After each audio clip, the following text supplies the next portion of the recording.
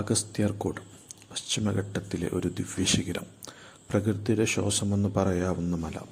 അഗസ്ത്യൻ്റെ ഈ മല അനുഭവങ്ങളാലും പ്രകൃതി സൗന്ദര്യങ്ങളാലും 1000 കഥകൾ പറയുന്നു.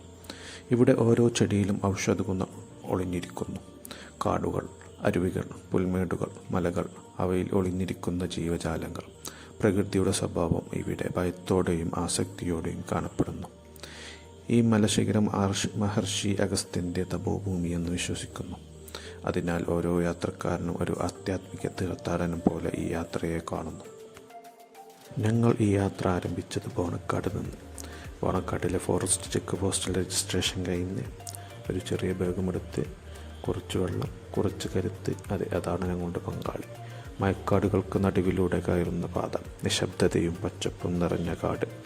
ആദ്യം ചില ചിരികൾ, പിന്നെ അല്പം ക്ഷീണം. ഇന്ത്യയിലെ ഏറ്റവും മനോഹരമായ ട്രക്കിങ്ങുകളിൽ ഒന്നിൻ്റെ തുടക്കം. അങ്ങനെ ട്രക്കിങ്ങിൻ്റെ ആദ്യ ദിവസത്തെ യാത്ര അവസാനിപ്പിക്കാറായി. ഞങ്ങളിതാ ബേസ് സ്റ്റേഷനിൽ എത്തിയിരിക്കുന്നു. ഇനി അല്പം വിശ്രമം, ഭക്ഷണം, പിന്നെ ഉറക്കം. നാളെ രാവിലെ എണീറ്റ് വീണ്ടും അഗസ്ത്യൻ്റെ തപസ്സഭൂമിയിലേക്കുള്ള യാത്ര.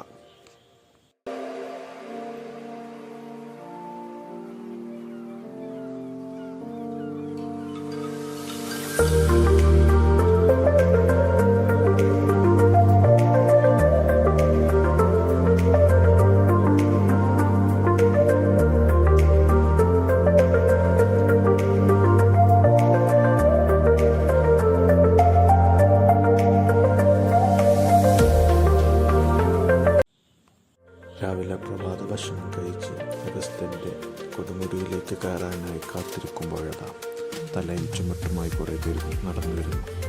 ഞങ്ങൾക്കുള്ള ഭക്ഷണ സാമഗ്രികളാണത്.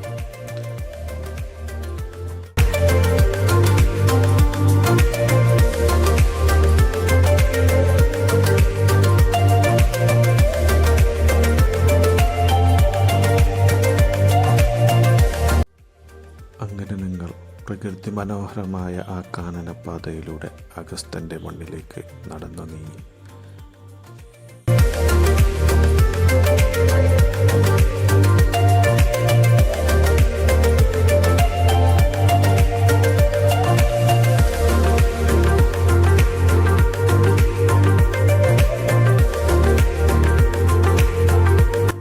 അങ്ങനെ കുന്നുകൾ കയറി ഞങ്ങൾ അവസാനം അഗസ്ത്യൻ തപസ് ചെയ്ത ആ ഭൂമികയിലേക്ക് എത്തിപ്പെട്ടു.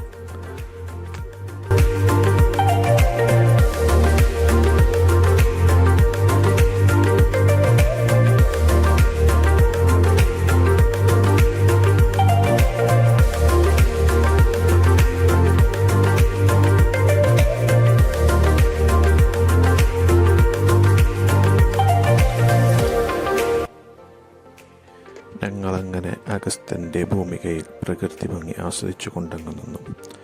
മനുഷ്യനെ ഏറെ ആകർഷിപ്പിക്കുന്ന ഒരു പ്രകൃതി മാസ്മരികത തന്നെ ഇവിടെയുണ്ട്. കണ്ടാലും കണ്ടാലും മതിവരാത്ത പ്രകൃതിയുടെ അത്ഭുതങ്ങൾ. അങ്ങനെ 3-ാം ദിവസം ബേസ് ക്യാമ്പിനോട് യാത്ര പറഞ്ഞ് ഞങ്ങൾ ആ മലയിറങ്ങി. ജീവിതത്തിൽ എന്നെന്നും ഓർമ്മിക്കാവുന്ന ഒരുപാട് നല്ല ഓർമ്മകളുമായി.